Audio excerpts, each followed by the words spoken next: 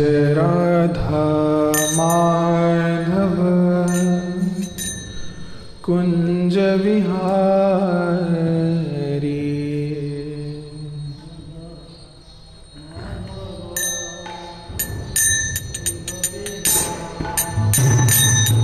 जय राधा माधव कुंज विहारी।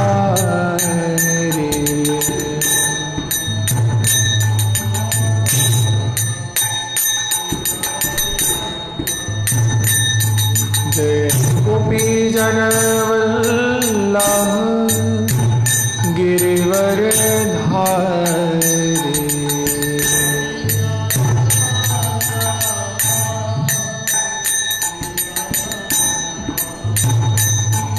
जय गोपी जन वल्लभ गिरिवर धारी।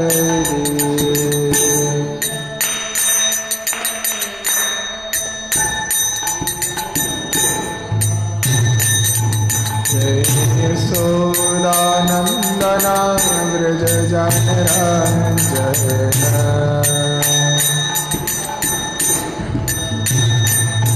जय यशोदानंदना व्रज जनरंजन।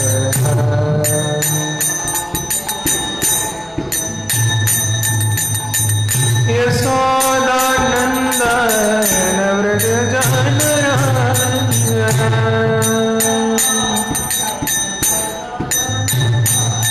यशोदानंदन व्रज जनरंजन।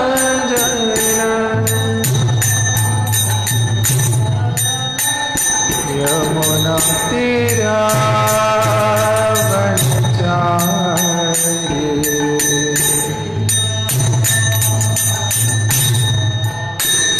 यमुना तीरावनचारी।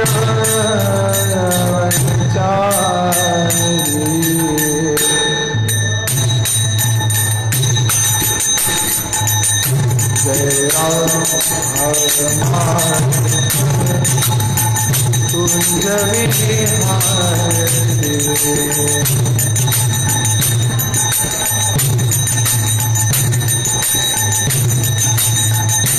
जय राधा कुंज विहारी।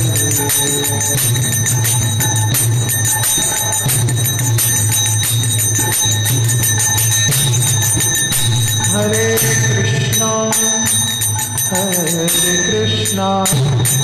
कृष्ण कृष्ण हरे हरे। हरे राम राम राम हरे हरे।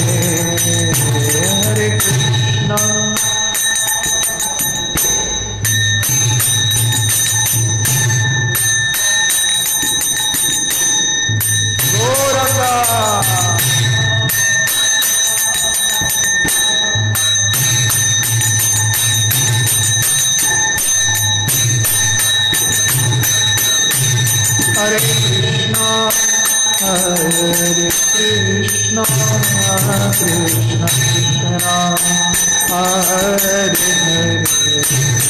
हरे राम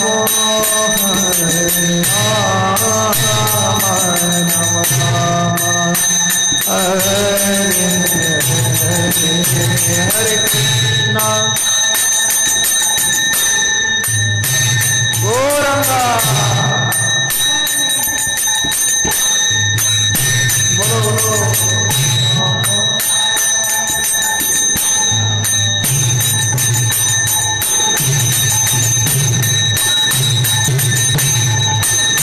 हरे कृष्णा कृष्ण हरे हरे। हरे राम राम राम हरे हरे। हरे कृष्णा हरे Krishna Gauranga.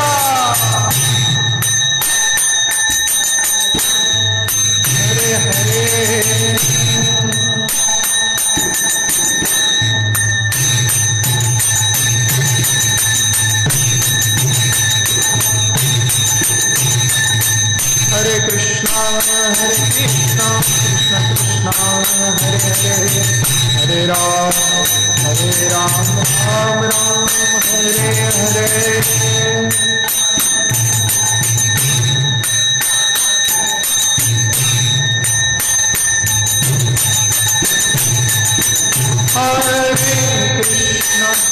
Krishna Krishna Krishna Hare Hare Hare Ram Ram Ram Hare Hare Gauranga Hare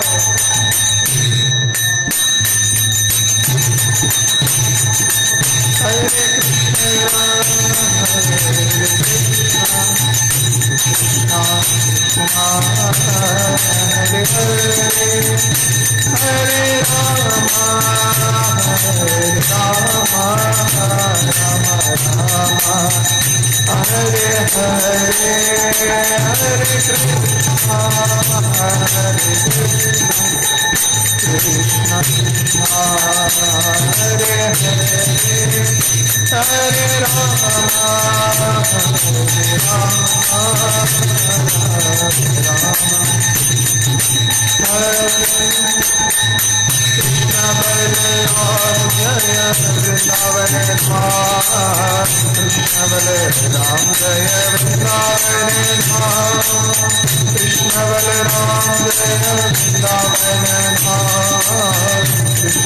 Rama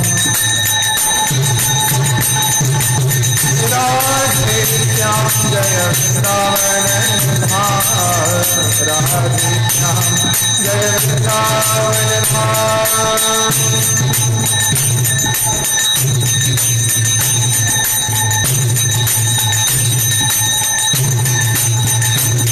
Jaya Radha Kunda Shama Kunda Giri Govardhan Kali Yamuna Jaya Jaya Mahavana Radha Kunda Giri Govardhan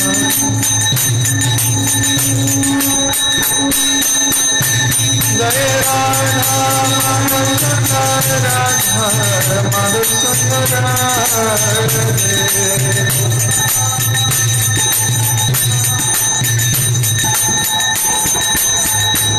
Jai Lalita Vishakha Jai Radha Madhusundara Lalita Vishakha Jai Radha Madhusundara Lalita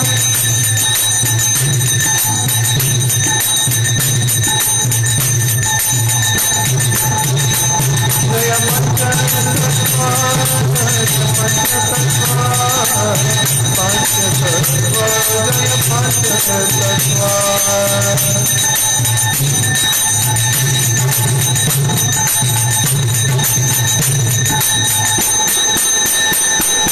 Jaya Jaya Prabhupada Prabhupada Prabhupada Jaya Prabhupada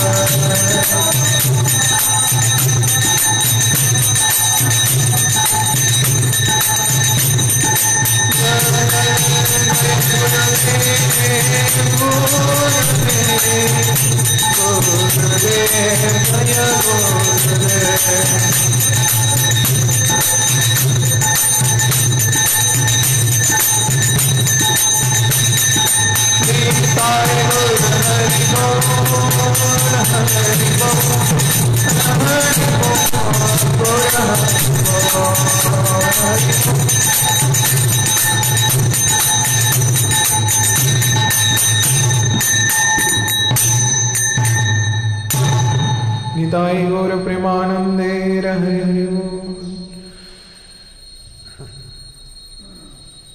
ओम अज्ञानतिमिरन्धस्य ज्ञानाञ्जनशलाकया चक्षुरुन्मीलितं येन तस्मै श्रीगुरवे नमः श्रीचैतन्यमनोभीष्टं स्थापितं येन भूतले स्वयं रूपः कदा मह्यं ददाति शुभदान्तिकं वन्देऽहं श्रीगुरो श्रीयुतपदकमलं श्रीगुरून् वैष्णवांश्च श्रीरूपं साग्रजातं सहगण रघुनाथान्वितं त्वं स्वजीवं स्वादयित स्वावधूत परिजन सहितं श्री कृष्ण चैतन्य देवं श्री राधा कृष्ण पादान् सहगण ललिता श्री विशाखान्वितांश्च हे कृष्ण करुणा सिंधु दीनबंधु जगतपते गोपेशु गोपिका कांत राधा कांत नमोस्तुते तप्त कांचन गौरांगेश्वरी राधे वृंदावनेश्वरी वृषभानुसुते देवी प्रणमामि हरिप्रिये जय श्रीलांचल निवासाय नित्याय परमात्मने बलभद्र सुभद्राभ्यां श्रीजगन्नाथाय ते नमः। श्यानंदमय लीला विग्रहाय हेमांग दिव्य छवि सुंदराय तस्मै श्री महाप्रेम रस प्रदाय चैतन्य चंद्राय नमो नमस्ते। श्रीनित्यानंद नमस्तुभ्यं प्रेमानंद प्रदायिने कलो कल्मषनाशाय श्रीजाह्नवा ततये नमः। जय श्री श्री वृंदावनं गुरुं कृष्ण कमललोचनं वल्लभी वल्लभं देवं राधालिंगितं निग्रहं नमो नलिननेत्राय वेणुवाद्य विनोदिने राधाधर सुधापाने शालिने वनमालिने। जय श्री कृष्ण चैतन्य प्रभु नित्यानंद श्री अद्वैत गदाधर शिवस्वादि गौर भक्तवृंद। हरे कृष्णा कृष्णा कृष्णा हरे हरे हरे राम राम राम हरे हरे।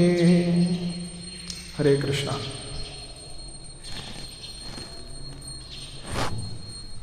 हरे कृष्णा সকলকে স্বাগত আমাদের প্রাতকালীন শ্রীমদ্ ভাগবতমের ক্লাসে। তো আজকে অত্যন্ত পবিত্র একদিন। আজ হচ্ছে শ্রী শ্রী বহুলাষ্টমী এবং শ্রী শ্রী রাধাকুণ্ড শ্যামকুণ্ডের আবির্ভাব তিথি। জয় শ্রী শ্রী রাধাকুণ্ড শ্যামকুণ্ড আবির্ভাব তিথি মহামহোৎসব কি জয়। জয় শ্রী বহুলাষ্টমী মহামহোৎসব কি জয়। তো এই পবিত্র দিনে এই পবিত্র ক্ষণে আমরা আজকের এই পবিত্র বহুলাষ্টমীর দিন রাধাকুণ্ড শ্যামকুণ্ডের আবির্ভাব তিথির মাহাত্ম্য শ্রবণ করব এবং তার পূর্বে আমরা শ্রীমদ্ ভাগবতমে আজকের যে অধ্যায় এবং যত নম্বর শ্লোক সেটিকে আমরা অধ্যয়ন করে শ্রবণ করব এর সম্পর্কে কিছু। তো আজকে আমরা শ্রীমদ্ ভাগবতমের 11 স্কন্দের 13 অধ্যায়ের 37 নম্বর শ্লোককে অধ্যয়ন করে শ্রবণ করব এর সম্পর্কে। ओम नमो भगवते वासुदेवाय। ओम नमो भगवते वासुदेवाय। ओम नमो भगवते वासुदेवाय। नारायणं नमस्कृतं नरं चैव नरोत्तमं देवीं सरस्वतीं व्यासं ततो जयमुदीरयेत्। नष्टप्रायसु भद्रेषु नित्यं भागवत सेवया भगवती उत्तमं श्लोकैर्भक्तिर्भवति नैष्टिकी। कृष्णाय वासुदेवाय देवकीनन्दनाय च नन्दगोपकुमाराय गोविन्दाय नमो नमः। मुखं करोति वाचनं पङ्गुलं जयतं गिरिं यत्कृपातमहं वन्दे परमानन्दमाधवं श्रीगुरुदिनतां श्रीचैतन्यस्वनं नमो कृष्णपाद कृष्णपृष्ठाय भूतलेषु। हरे कृष्ण। स्कंद 11 अध्याय 13 श्लोक नंबर 37। देहापीरैव वगसा खलु कर्म जावत्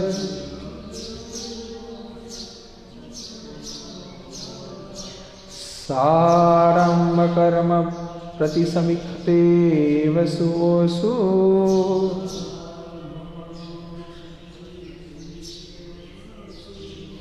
तमसा प्रपंचम अधिरूढ़ समाधि योग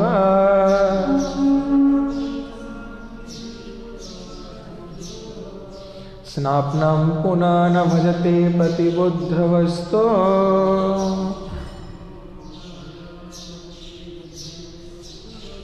देहोऽपि दैव वगसा खलु कर्म यावत्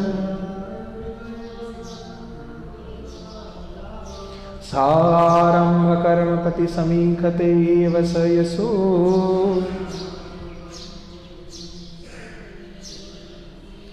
तमसा प्रपंचाधिरूढ़ समाधि योग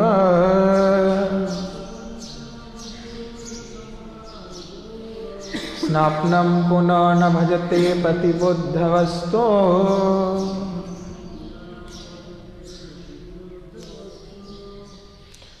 देहापि दैव वगसा खलु कर्म यावत् सारंभ कर्मपति समीखते वसयसु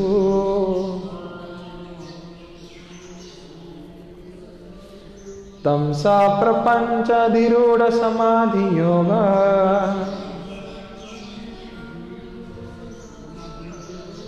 स्नाप्नं पुनः न भजते प्रतिबद्ध वस्तु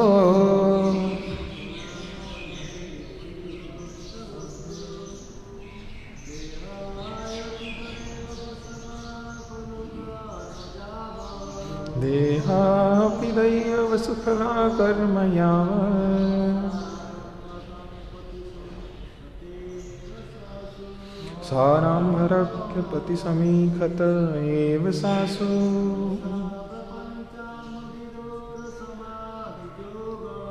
तं सा प्रपंचनाधिरूढ़ समाधि योगा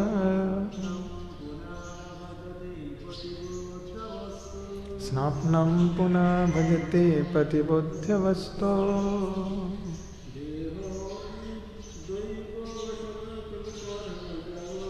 देहायपि दैववश खलु कर्म यावत्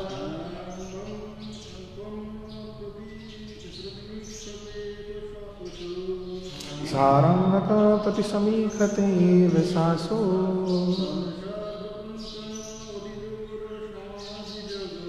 तं सा प्रपंचमधिरूढ़ समाधि योगा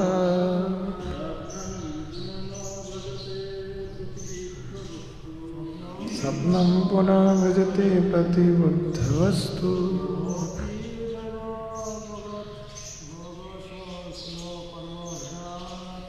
देहोऽपि दैव खलु कर्म यावत्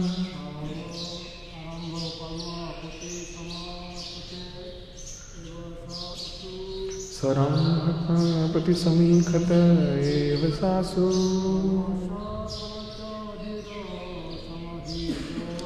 तं सा प्रपंचमधिरूढ़ समाधि योगा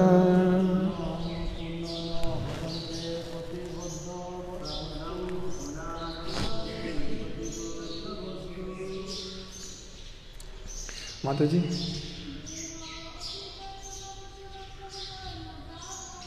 देहापि दैववशु खलु कर्म यावत्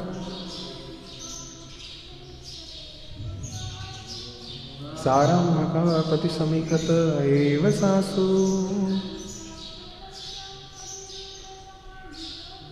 तं सा प्रपंचमधिरूढ़ समाधि योगा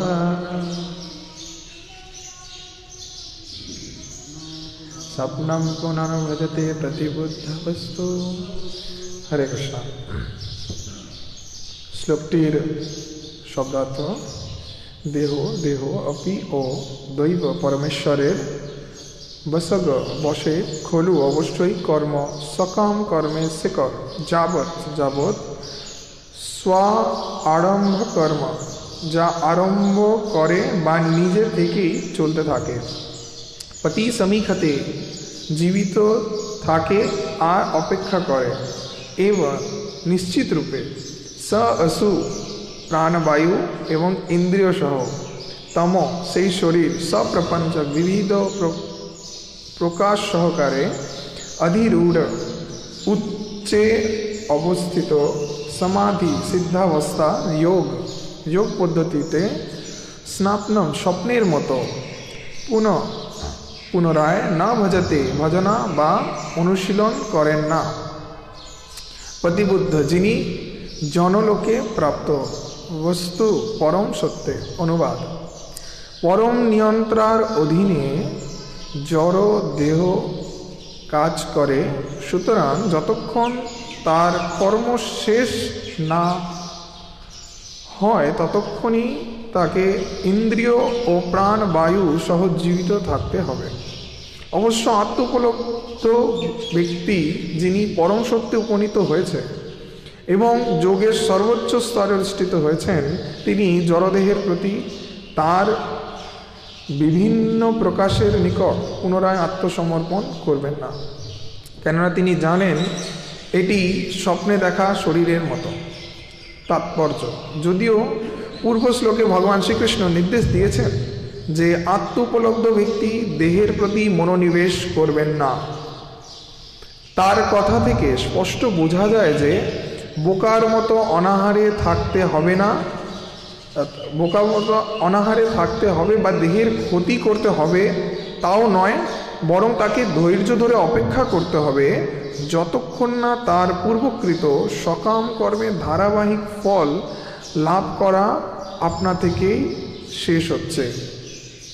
সেই সময় শরীর আপনা থেকেই নিয়তি অনুসারে মারা যাবে। কিন্তু সন্দেহ হয়তো জাগতে পারে যে কৃষ্ণ ভক্ত যদি দেহের প্রতিপালনের জন্য মনোনিবেশ করেন তবে কি পুনরায় তার দেহের প্রতি আসক্তি হয়ে পড়ার সম্ভাবনা থাকে? ভগবান শ্রীকৃষ্ণ এখানে বলছেন, যিনি কৃষ্ণ ভাবনার উন্নত স্তরে অধিষ্ঠিত উপলব্ধি করেছেন যে শ্রীকৃষ্ণই একমাত্র বস্তু বা সত্য, তিনি আর কখনো জড়দের মায়াময় পরিচিতির নিকট মাথা নত করেন না, কেননা এটি ঠিক একটি স্বপ্নে দেখা শরীরের মতো। হরে কৃষ্ণ। তো এখানে এই হংসাবতার ব্রহ্মার পুত্রের প্রশ্নের উত্তর প্রদান করছেন। এই অধ্যায়ের মধ্যে আমরা জানছি পরম ভগবান তিনি হংস অবতার এসেছেন এবং ব্রহ্মার চতুষ্পুত্র তাদেরকে পরম দিব্য জ্ঞান প্রদান করছেন। তো এর মধ্যে যেখানে ভগবান শিক্ষা প্রদান করছে এই জড়জাগতিক দেহের থেকে কিভাবে নিরাসক্তিকে প্রাপ্ত করা যায়, তো তার জন্য এই নশ্বর দেহে প্রতি আকৃষ্ট না থেকে আমাদের যাতে আধ্যাত্মিক চেতনা আমরা উন্নীত হতে পারি, ভগবান বিভিন্ন রকমের উদাহরণস্বরূপ আমাদের বোধগম্য হওয়ার জন্য আমাদের যথার্থ উপদেশকে প্রদান করছেন। তো এর আগের শ্লোকগুলির মধ্যে আমরা বিভিন্ন পর্যায়ে জানতে পারছি ভগবান বিভিন্ন রকম উদাহরণের দ্বারা আমাদেরকে জানাচ্ছেন যে আমরা এই যে দেহর নিজেকে চিন্তা করে যে আসক্তি রাখি এবং এর প্রতি আসক্ত হয়ে গিয়ে নিজেদের বিভিন্ন স্বপ্নের দুনিয়ার মধ্যে অধিষ্ঠিত হই, যা অত্যন্ত সুন্দরভাবে ভগবান ভাগবতমই আছে অক্রূর মনোরথ, তো নিজের মনোরথের মধ্যে বসে রয়েছে এবং তার দ্বারা পরিচালিত হচ্ছে।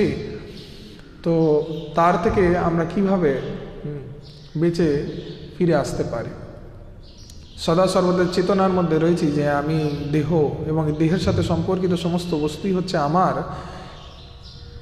এই চেতনার ঊর্ধ্বে অধিষ্ঠিত আত্ম উপলব্ধি কখন আমাদের সম্ভব, তার সহজ প্রয়াস ভগবান আমাদের জানাচ্ছেন। এখানে তিনি শিক্ষা প্রদান করছেন যেরূপভাবে কোনো ব্যক্তি যদি স্বপ্নের মধ্যে থাকে, তার স্বপ্নে সে চিন্তা করতে পারে সে অনেক ধনপতি কেউ। কোনো ব্যক্তি যদি স্বপ্নের মধ্যে চিন্তা করে যে আমি মুকেশ আম্বানি হয়ে গেছে এবং কোটি কোটি টাকার আমি অধিপতি, আমার কাছে কী নেই, তো স্বপ্নের মধ্যে সে অনেক কিছু চিন্তা করছে এবং স্বপ্নের মধ্যে সে সুখও ভোগ করছে। কিন্তু বাস্তবে যখন সে বাস্তব অবস্থার মধ্যে চলে আসে, তার যখন নিদ্রাভঙ্গ হয়, স্বপ্নভঙ্গ হয়, তো স্বপ্নভঙ্গের পর সে কি দেখে, সে আবার এই কঠিন জড়জাগতিক ক্লেশকে প্রাপ্ত করতে থাকে। এ দুঃখময় জড়জগতের এই জীবনের মধ্যে, সংসারের মধ্যে আবার পতিত হয়। তো এই সুন্দর দেহ এবং দেহ সদৃশ্য দেহের সঙ্গে যুক্ত সকল প্রকারের জাগতিক সুখ শুধুমাত্র স্বপ্নের ন্যায়, কারণ যখন স্বপ্ন ভঙ্গ হয়ে যাবে তখন যত কিছু সুখের বস্তু আমরা দেখছি কোনোটাই আমাদের থাকবে না। তেমনি এই দেহ একটি নির্দিষ্ট সময় পর নাশ হয়ে যাবে। তাই দেহকে মূল স্বরূপ রূপে চিন্তন করে দেহের সাথে আসক্তিকে ধারণ করে রাখা হচ্ছে মূর্খতা, যেটিকে স্পষ্টত রূপে এই শ্লোকের মধ্যে ব্যক্ত করা হয়েছে।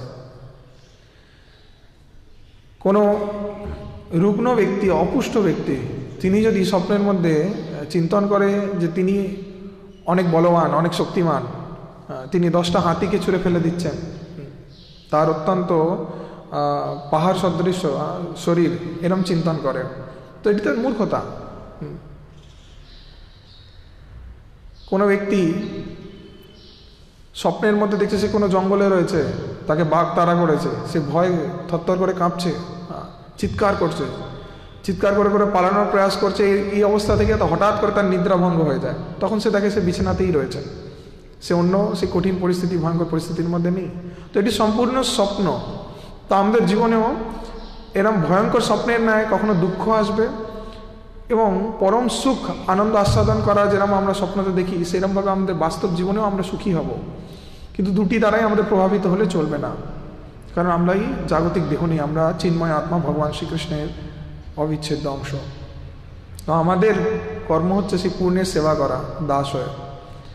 তো এটিকে আমরা যখন যথার্থ রূপে পালন করব এবং আমাদের জীবনে ধারণ করব, তখন নিশ্চিত ভগবানের কৃপায় আমরা সকল প্রকারের জাগতিক আসক্তি থেকে রহিত হয়ে ভগবত ভক্তিকে প্রাপ্ত করতে পারব।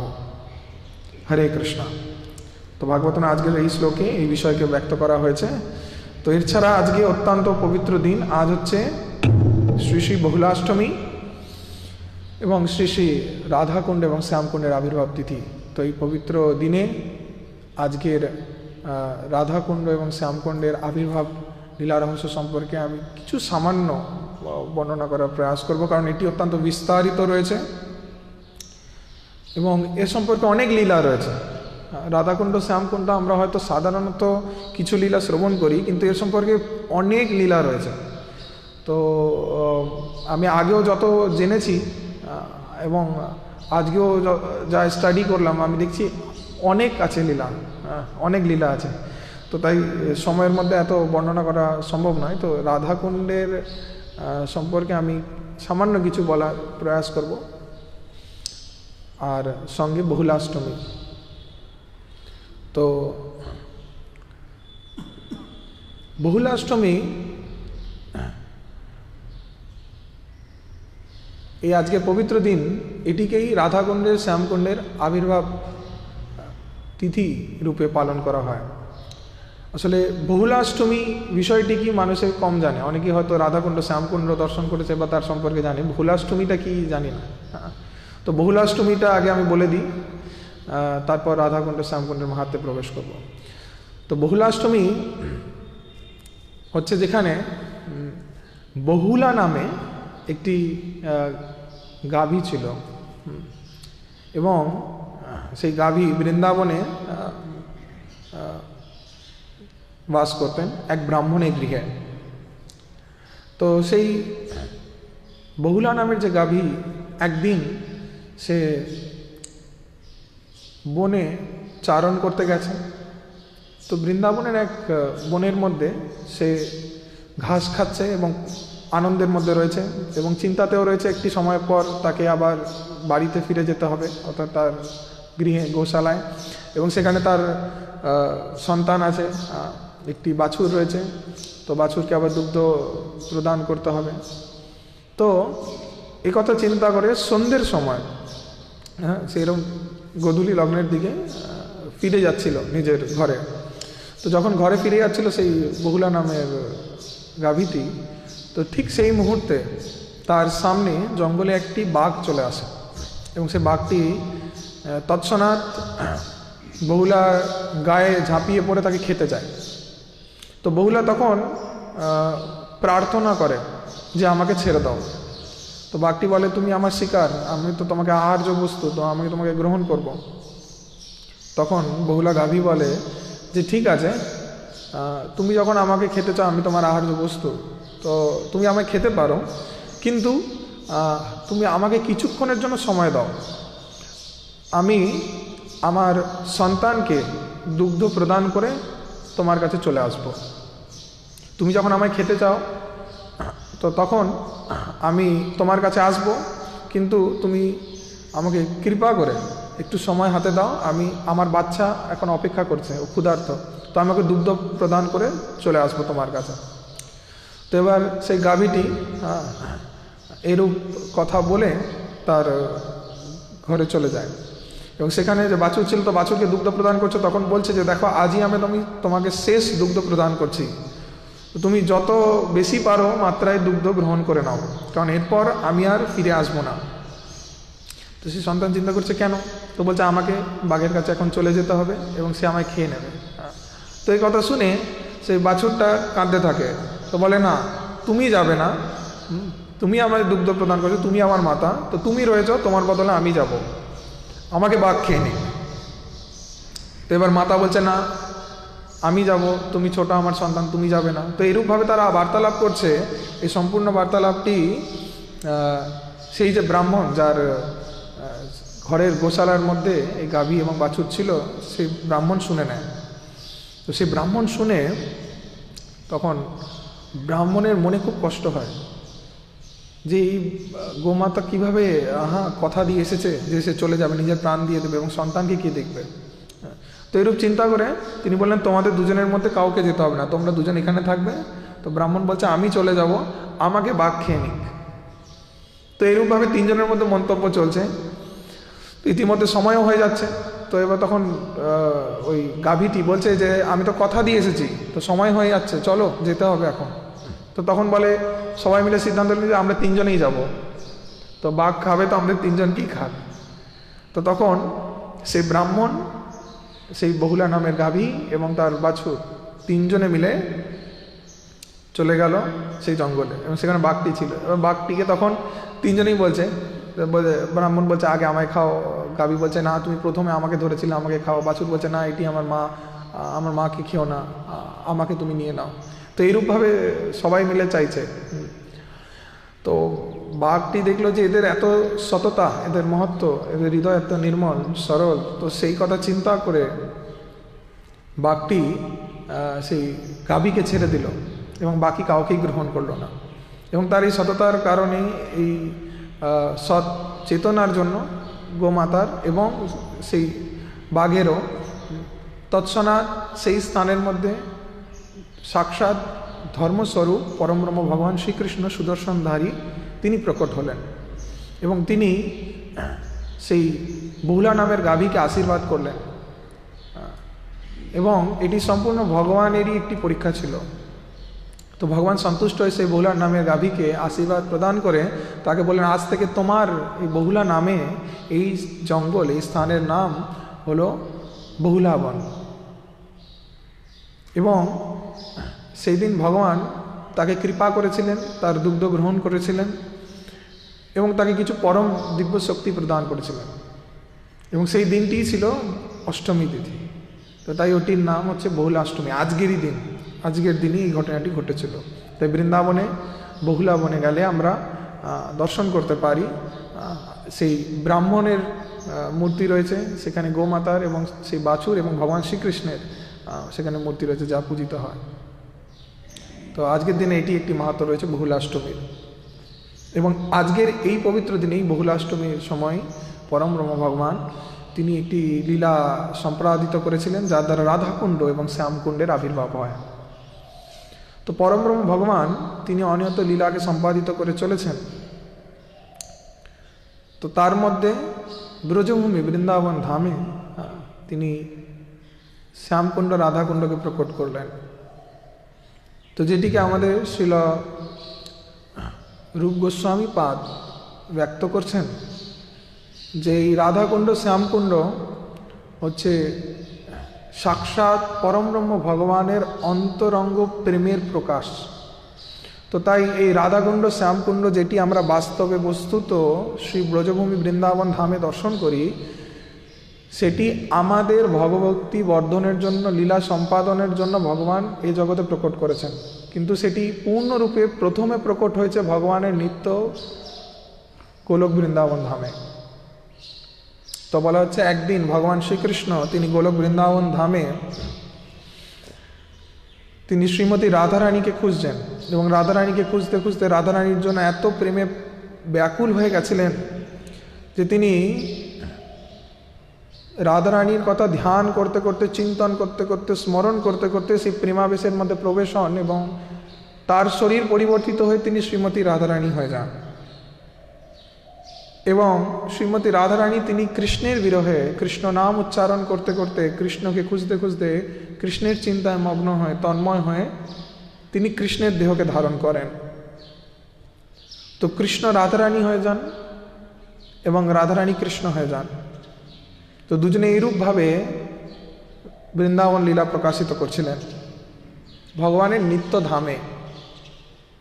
তো তখন গোপীগণ আশ্চর্য রয়ে যান, তারা তাদের প্রকৃত স্বরূপে পুনরায় তাদেরকে ফিরে আসার অনুরোধ করে।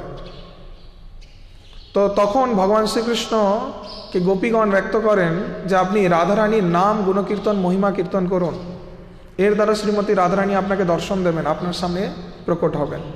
তখন ভগবান শ্রীকৃষ্ণ তিনি ক্রন্দন করতে করতে শ্রীমতী রাধারানীর ধ্যান করে রাধারানীকে প্রকট করলেন, এবং রাধারানী যখন সেই স্থানে এলেন তখন রাধারানীর কৃপায় তৎক্ষণাৎ কৃষ্ণের যে অশ্রুবাড়ি দয় ছিল চোখের জল, সেই জল দ্বারা একটি কুণ্ড প্রকট হলো, যেটি হলো শ্যামকুণ্ড। এবং রাধারানী যিনি কৃষ্ণের স্বরূপে ছিলেন তার চোখ থেকে যে জল প্রকট হচ্ছিল, তিনিও ক্রন্দন করছিলেন কৃষ্ণের বিরহে, সেই জল থেকেও একটি কুণ্ড প্রকট হলো, সেই কুণ্ডের নাম হলো রাধাকুণ্ড। তো তখন গোপীগণ যে মিনতি করছিলেন পুনঃ তারা তাদের স্বরূপে ফিরে আসুক, তার জন্য কি করলেন, কৃষ্ণ তিনি যিনি রাধারানীর শরীরে প্রাপ্ত ছিলেন তিনি শ্যামকুণ্ডের মধ্যে স্নান করলেন এবং পুনরায় আবার কৃষ্ণের দেহে ফিরে আসলেন। এবং রাধারানী যিনি কৃষ্ণের শরীরকে প্রাপ্ত ছিলেন তিনি রাধাকুণ্ডের দ্বারা স্নান করে আবার পুনরায় রাধারানীর দেহকে প্রাপ্ত করলেন। তো তখন ভগবান শ্রীকৃষ্ণ ব্যক্ত করলেন এই রাধাকুণ্ড এবং শ্যামকুণ্ড হচ্ছে পূর্ণ শ্রীমতী রাধারানীর বিগলিত প্রেম, এবং যেই এই রাধাকুণ্ড শ্যামকুণ্ডের কৃপাকে প্রাপ্ত করবে সে নিশ্চিত রূপেই কৃষ্ণ প্রেমকে প্রাপ্ত করবে। হরি বল।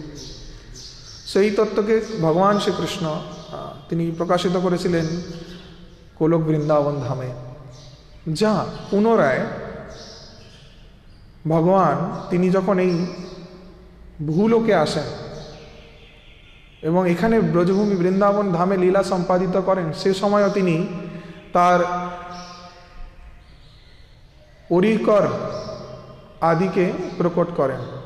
আমরা জানি স্বপার্শ্বদ শিরোধাম সহ অবতরী, ভগবান যখন আসেন তিনি তার পার্শ্বদ তার পরিকর আদি সবকে প্রকট করেন আগে। তো তাই তিনি ব্রজভূমি বৃন্দাবন ধামে মথুরা যেখানে বর্ষানা, তিনি ব্রহ্ম পর্বত, বিষ্ণু পর্বত, তিনি গোবর্ধন এবং রাধাকুণ্ড শ্যামকুণ্ডকে প্রকট করেছিলেন। তো সেই শ্যামকুণ্ডের প্রকটের পিছনে একটি কাহিনী রয়েছে, যেটিকে আমি অত্যন্ত সংক্ষেপে বর্ণনা করার প্রয়াস করব। শিলা জীব গোস্বামী, শিলা রূপ গোস্বামী এবং সর্বোপরি শিলা রঘুনাথ দাস গোস্বামী অত্যন্ত সুন্দরভাবে রাধা কুণ্ডের মহিমা কীর্তন করেছেন। তার এত অধিক বর্ণনা রয়েছে যা বলে শেষ করা যাবে না। তো তাই যেটি একটি প্রচলিত আমরা লীলা জানি, সেই লীলাকে আমি ব্যক্ত করব।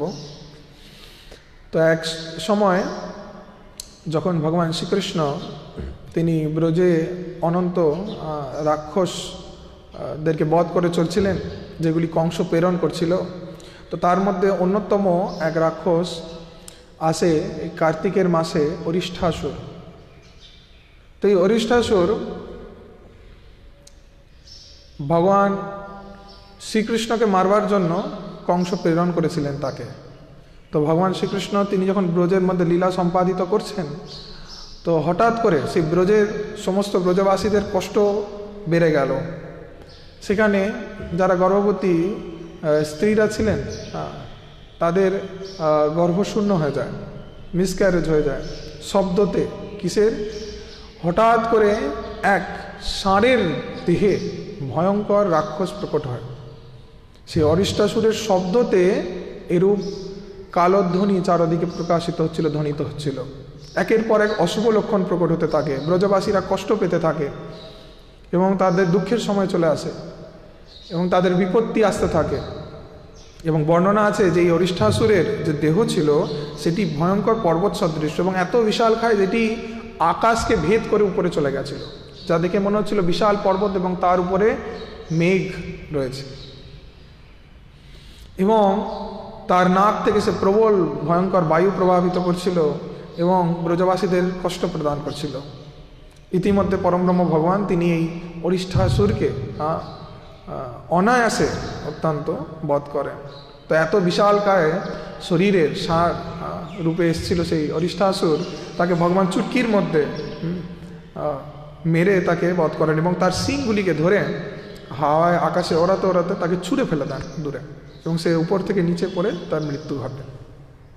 তো এই অরিষ্ঠাসুরকে বধ করার পর ভগবান শ্রীকৃষ্ণ যখন শ্রীমতী রাধারানীর কাছে এবং গোপীদের কাছে যাওয়ার প্রয়াস করলেন, তখন শ্রীমতী রাধারানী তাকে দূরে রাখলেন। তারাও দূরে থাকো, তুমি আমাদের কাছে আসার যোগ্য নও এবং আমাদেরকে স্পর্শ করার অধিকার তোমার নেই। তো বলে কেন? তো বলছে তুমি এখন অপরাধ করেছো, বড় অপরাধ, তো সেই অপরাধের ফলস্বরূপ তোমাকে প্রায়শ্চিত্ত করতে হবে।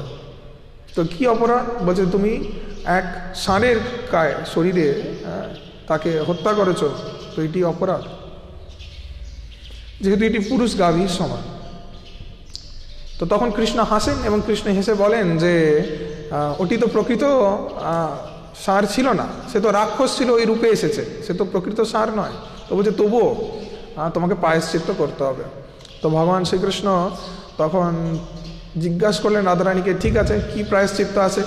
তখন রাধারানী বললেন, তোমাকে পবিত্র তীর্থের এবং কুণ্ডের জলে স্নান করতে হবে, তবে তুমি পবিত্র হতে পারবে, তবে তোমার আবার সেই যথার্থ তুমি শুদ্ধতা অর্জন করবে। তখন ভগবান শ্রীকৃষ্ণ বলে সেটি এখন সমস্ত কুণ্ডের মধ্যে স্নান করতে হবে। রাধারানী বলে হ্যাঁ এক্ষুনি এই মুহূর্তে করতে হবে তবে। তো তখন ভগবান শ্রীকৃষ্ণ তিনি মনের মধ্যে স্মরণ করলেন সমস্ত পবিত্র তীর্থকে, এবং তৎক্ষণাৎ তিনি তার ডান পায়ের গোড়ালি দিয়ে যে স্থানে ছিলেন, অর্থাৎ সেই গোবর্ধনের কাছে, তো সেখানে একটি গর্ত তৈরি করলেন এবং সেই স্থানের মধ্যে তিনি সমস্ত পবিত্র তীর্থের জলকে আহ্বান করলেন এবং তারা সেখানে প্রকট হয়ে কৃষ্ণের স্তুতি কীর্তন করতে থাকলো এবং ভগবান বললেন এই স্থানের মধ্যে তাদের চলে আসতে। তো তৎক্ষণাৎ সমস্ত পবিত্র তীর্থের জল সেই গর্তের মধ্যে প্রবেশ করলো এবং সেই স্থানকে জলে পরিপূর্ণ করে দিল। তো তখন ভগবান শ্রীকৃষ্ণ তিনি ওই পবিত্র কুণ্ডের মধ্যে স্নান করলেন, সেটি ছিল শ্যামকুণ্ড। তো স্নানকুণ্ডের এইভাবে প্রকট হলো, সেটি আবির্ভাব হলো ভগবানের ইচ্ছা। এবার স্নানকুণ্ডের মধ্যে যখন ভগবান স্নান করে নিলেন, তো ভগবান তখন তিনি ব্যক্ত করছেন তিনি কতটা মহান। তিনি বলছেন দেখো আমার এক ইচ্ছা মাত্র, চাওয়া মাত্র এই তৎক্ষণাৎ সমস্ত পবিত্র তীর্থ এখানে প্রকট হয়ে গেল। তো তখন তিনি রাধারানী আর বাকিদেরকেও বললেন যে তোমরাও তোমাদের শুদ্ধিকরণের জন্য অন্তত তোমরা যে মনে চিন্তন করেছো, তো এটি এক ধরনের অপরাধ, তো সেই শুদ্ধিকরণের জন্য অন্তত তোমরা এই কুণ্ডের মধ্যে স্নান করো। তো রাধারানী বললেন এবং গোপীরা বললেন যে আমরা স্নানের জন্য আমাদের আলাদা কুণ্ড তৈরি করে নেবো, আমরা সেলফ সাফিসিয়েন্ট, আমাদের দরকার নেই তোমার হেল্পের। তখন রাধারানী তিনি এরূপ মনে চিন্তন করে তিনি তৎক্ষণাৎ সেই শ্যামকুণ্ডেরই পাশে এক কুণ্ড খোলার প্রয়াস করলেন। তিনি গোপীদেরকে অনুমতি দিলেন এবং গোপীগণ তারা তাদের হাতের কঙ্গন দিয়ে সেই স্থানকে খুঁড়তে থাকলেন, খুঁড়ে খুঁড়ে এক কুণ্ডের মতো স্নান করলেন। কিন্তু অত খোঁড়ার পরেও সেখানে কোনো জল এলো না। তো যখন কোনো জল আসেনি, পবিত্র তীর্থের কিছু আসেনি, তখন গোপীগণ চিন্তন করছেন এবং কৃষ্ণ বলছেন কই কোনো তো জল আসলো না এখানে, তো যদি তোমার জল লাগে তো তাহলে আমার শ্যামকুণ্ড থেকে জল নিয়ে নাও। তো রাধারানী ক্রোধিত হলেন, রাধারানী বললেন না আমি শ্যামকুণ্ডের জলকে গ্রহণ করব না। তখন রাধারানী মনে মনে স্মরণ করতে থাকলেন প্রাণনাথ কৃষ্ণকে এবং তিনি পবিত্র তীর্থ আদিদেরকে স্মরণ করছিলেন। ইতিমধ্যে ভগবান শ্রীকৃষ্ণ তিনি পবিত্র তীর্থ আদিদেরকে অনুমতি দিলেন যে শ্রীমতী রাধারানীর ইচ্ছায় এক্ষুনি এই মুহূর্তে রাধারানীর এই সৃষ্ট কুণ্ডের মধ্যে প্রকট হও। তো তৎক্ষণাৎ শ্রীমতী রাধারানী চিন্তন করতে থাকলেন এবং রাধারানীর ইচ্ছায় মূর্তিমান সমস্ত তীর্থ পবিত্র কুণ্ড আদি উপস্থিত হলো এবং রাধারানীর গুণকীর্তন করতে থাকলেন, মহিমা কীর্তন করতে থাকলেন যে হে রাধারানী আপনি কত মহৎ, আপনার জন্য পরমব্রহ্ম ভগবান শ্রীকৃষ্ণ এরূপ লীলাকে সম্পাদিত করেছেন। এরূপভাবে রাধারানীর গুণকীর্তন করতে থাকলেন। আর রাধারানীর এরকম গুণমহিমা শ্রবণের দ্বারা রাধারানী প্রসন্ন হলেন তো তখন রাধারানী অনুমতি দিলেন পবিত্র কুণ্ড তীর্থ আদিদেরকে প্রবেশ করার। তখন ভগবান শ্রীকৃষ্ণ এই শ্যাম কুণ্ডের জল এদিক থেকে ওদিক হয়ে সেই কুণ্ডের মধ্যে প্রবেশ করলো, এবং সেই কুণ্ডে সেখানে রাধারানী এবং গোপীদের দ্বারা সৃষ্ট রাধাকুণ্ডের আবির্ভাব হলো। তো এরূপভাবে রাধাকুণ্ড এবং শ্যামকুণ্ড এই দুটি কুণ্ডের আজকের দিনে শুভ আবির্ভাব হয়েছিল। তো ব্রজভূমি বৃন্দাবনে গেলে আমরা সেই পবিত্র ধামকে দর্শন করতে পারি। এর সম্পর্কে আমাদের শ্রীল রঘুনাথ দাস গোস্বামী অত্যন্ত নিখুঁত বর্ণনা প্রদান করছেন, এবং শ্রীল বিশ্বনাথ চক্রবর্তী ঠাকুরও তার টিকার মধ্যে অত্যন্ত সুন্দরভাবে ব্যক্ত করছেন যে শ্রীমতী রাধারানীর স্বরূপ পূর্ণরূপে এই রাধাকুণ্ড শ্যামকুণ্ডের মধ্যে উপস্থিত রয়েছে। বর্ণনা হচ্ছে যে যেই এই রাধাকুণ্ডের মধ্যে স্নান করবে তৎক্ষণাৎ তার হৃদয় কৃষ্ণ প্রেম প্রকট হবে, এবং রাধারানীর শরীর বিগলিত তরলায়িত রূপে রাধাকুণ্ড রূপে বিরাজিত হয়ে রয়েছে। তাই জগতে সবথেকে পবিত্র স্থান হচ্ছে ব্রজভূমি বৃন্দাবন, এবং ব্রজভূমি বৃন্দাবনে সর্বোত্তম শ্রেষ্ঠ হচ্ছে শ্রী গোবর্ধন, এবং সর্বোত্তম শ্রেষ্ঠ স্থান শ্রী গোবর্ধনের মধ্যে হচ্ছে রাধাকুণ্ড এবং শ্যামকুণ্ড।